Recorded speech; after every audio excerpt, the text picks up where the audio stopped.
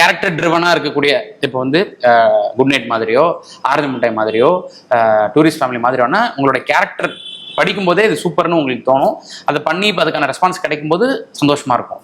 சில படங்கள் உதாரணத்துக்கு ஒரு பெரிய ஹீரோக்களுடைய படங்கள், ரஜினி சார் படங்கள், விஜய் சார் படங்கள், அஜய் சார் படங்கள் மாதிரியான ஒரு சூழல் வரும்போது அவங்களோட நம்ம ஸ்கிரீன் ஷேர் பண்ணா போதும், கேரக்டர் எவ்வளவு வருதுன்றதெல்லாம் முக்கியம் இல்லை அப்படின்ற ஒரு காலம் எடுத்திருக்கேனே. அதான் அந்த கால் பத்தி பேசலாம். ஐயோ, நான் ஜாலியா மாஸ்டர் எடுத்திருக்கேன், விஸ்வாசம் எடுத்திருக்கேன், ரஜினி சார் கூட ஃபர்ஸ்ட் டைம் வந்து கபாலி எடுத்திருக்கேன். காலா வந்து என் கிட்ட தான் படம் ஆரம்பிக்கும், என்னோட பாயிண்ட் ஆஃப் வியூ தான் படமே இருக்கும். சோ கபாலி இந்த 3 படங்களும் வந்து ஐயோ, Vijay sir, Ajith sir, Rajini sir.